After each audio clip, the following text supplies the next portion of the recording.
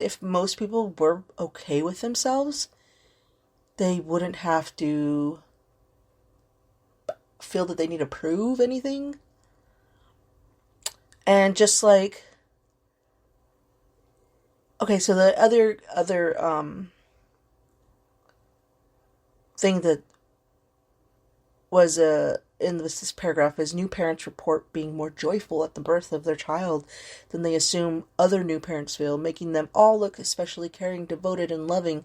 And citizens in one survey said they were more concerned about the environment, enthusiastic about environment protection laws than their fellow citizens were. So it's about unrealistic optimism, false uniqueness, positivity biases, and all this crap.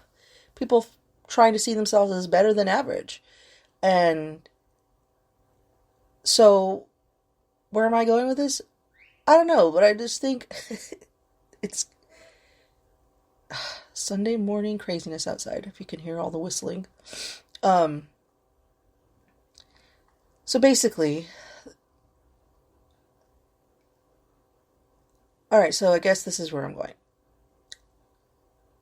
If motivational accounts were found wanting, were there any similar but more parsimonious explanations that could account for all varieties of false uniqueness perceptions, including both unrealistic optimism and pessimism, above average and below average effects of overclaiming responsibility for both good and bad actions? It's a good question. But anyhow, basically, it's about egos,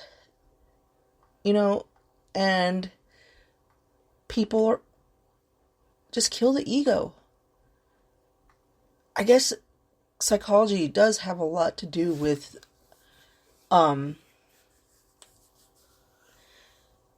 being one with oneself and letting go of ego, like getting rid of that ego. Some people feel that they need to have these things in their lives to be a better person or be a better human. Especially, I think mostly has to do with a lot of America. America, I love you. I am free, somewhat, because if I were found to have any of my information out there, this podcast became big or anything like that, I'm sure I would look like a kook. Or I am a fucking get blacklisted for being angry against America. But it's not that. It's the government does have too much power, and they're basically keeping us from having our rights of being able to say what we want to say and do what we want to do, and making us all sheep to a certain extent, where we're not allowed to do certain things because then they put law into effect against it if we're trying to do anything on our own. And that's why a lot of people want to move out of the country, for one. I know many people that are like, if I can, I'm fucking out of this place. And that's what a lot of the egos are about, having to show the big house, the marriage, the 2.5 kids, the dog, the cat, the American dream, and, but if you are happy and content with your own self, then that is the greatest gift you'll ever receive. Being happy with yourself. Like, for myself, I am happy with myself. There are some things that I want to change, but it's not, it's mostly things that I need to work on, just like physically with my health, which I work on constantly. And since, being sick, I wasn't able to do the things that I was doing, and now that I am better, I'm able to do those things. So it's basically, you see yourself, and it's all about your perception of yourself, not the way that others see you. So I see myself a certain way. I see myself as someone who is finally, after 42 years, almost 43 years, is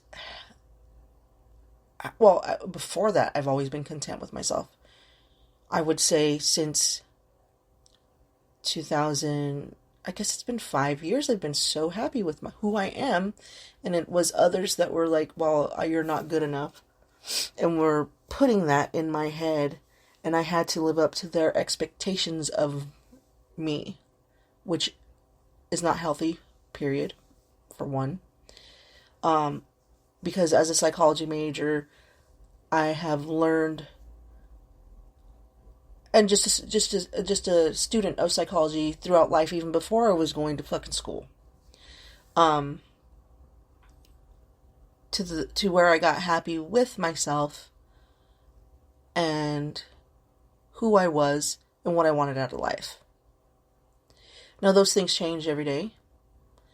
Some not every day, but they change. They're not a constant change. They are just, oh, well, this is the way I feel that I will be happy. But I don't have to show it off. I don't have to say anything. It just is. And me saying all these things, that I'm not trying to say that I'm better than anybody else or any of that. Because people who listen to this podcast, some people might think that. But it's not. And if you think that I'm trying to say that to you, then there's something going on with yourself, and you really need to look within yourself and think, why do you feel that this is going towards you, or any of that? It has nothing to do with that. It all has to do with being one with oneself and happy with yourself. And stop trying to find the false uniqueness to put out there into the world and be better than everybody else. It has nothing to do with that. This life has nothing to do with that. But if that's the way you want to live, then go for it. But your ego has nothing to do with anything. Do you feel at ease because you feel that you need to live up to all these expectations that you put on yourself? Because no one's put it on you. TV, commercials, video games, art, all of these things are not putting it on you. You're putting it on yourself. And that's what I had to fucking do. I had to work myself through this. And that's a life that it took fucking 38 years for me to realize that.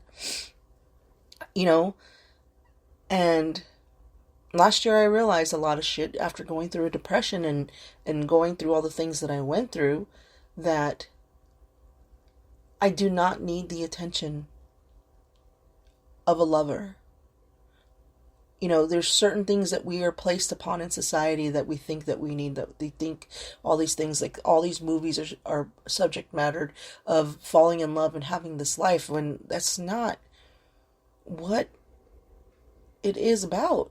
Like, it is about just being alive and happy. And so there's the thin line, and it's so funny because this morning I woke up and I was looking at Facebook, and I was like looking at these people, and just before I got on, I was looking at fucking the Gabby Petito case and the pictures of them, and just looking at them and seeing that it's just, I think it has to do with my criminal justice mind, because I am meant to look at these things and pick up, just looking at a picture and seeing something and read into it and see the truth. Oh, man. So, this morning while I was going through Facebook, I was looking at all these pictures of people posting all this stuff about their, relationships or their lives, and constant throwing these things out onto the world and showing it. But then some of them on a personal level, and the truth. Like one person, I'm not going to give any names, and plus I know millions of people, so it's not like you're going to figure it out anyhow. Like one person constantly posts about their relationship, about any kind of incident that happens to them within a community. Like if they're having arguments with the gay community, if they're having arguments with the fucking any kind of community that they are a person in, and they get in a fight with somebody, they post it. And it's just like constant drama, constant need for attention, And then the backstory is this person has mental illness and is not on their medication. And ever since they got off their medication, the posts have been a lot more. They are in constant need of attention. And that's the psychology fucking part of it too. So this is why I'm gonna love my degree. Because I psychology with criminal justice. And then I was looking at the Gabby Petito case, and I was looking at the pictures, and him not wanting to be in the photos, like the videos that she was posting, and just the look in his eyes, and then her eyes, like looking at both of them, you can see that they were unhappy, and something was wrong. So when I don't mean to do this, but when I look at photos and pictures on social media, this is just a constant thing that it happens to me as I read it. I don't know why.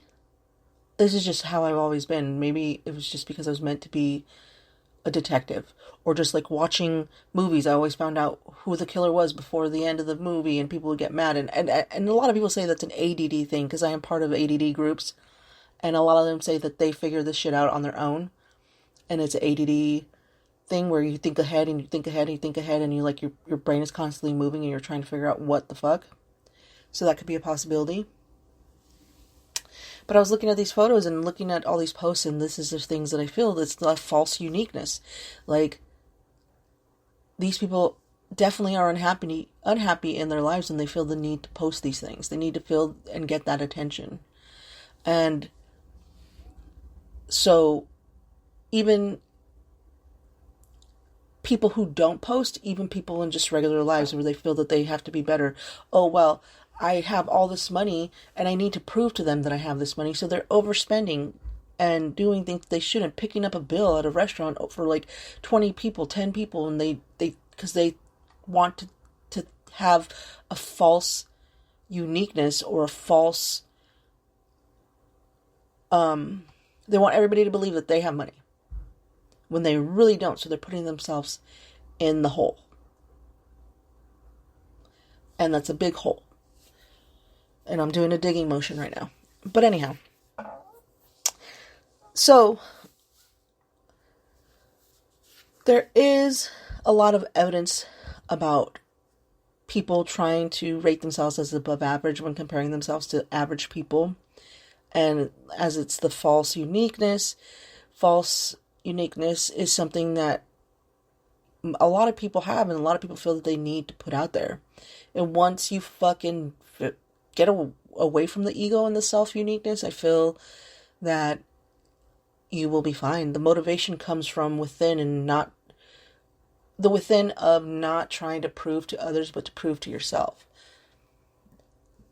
Now for myself, let's give examples. I did give examples where I was posting constantly. I was looking for attention. I was doing all these things. And I wasn't trying to prove myself to anybody. Well, now I'm not trying to prove myself to anybody. I was trying to prove myself to people back then. I was trying to say, oh, I'm having a better life. I am doing this. I am getting this. I have this magnificent job. Oh, my kid's amazing. And, you know, all of these things, which my kid is amazing. She just texts me, so I need to text her back. But, you know, it all has to do with one. And it kind of sometimes goes back to like a religious thing. More of like Buddhist or spiritual, not religious. Let's go with spirituality, because I'm not much of a religious. My nephew just came in here talking about Bible study, and he kind of freaked me out and quoting scripture, and I'm like, whoa, bro, this is uncomfortable for me. And the only reason it's uncomfortable is because I hate that people get shoved religion. Okay, it has to do with religious trauma. Let's be serious here. Religious trauma that I have growing up as a Catholic and going to school and feeling I couldn't be this way and I had to be this way. But then, you know, even though I was still living my true authentic self, I still had the trauma there. I was still being told that I couldn't be a certain way. So I think that's what it is when people talk about religion, when it has to do with my trauma. And good for them that they have it, and good for him that he's learning scripture, and but as a 5-year-old, like, But then you could also say, hey, you're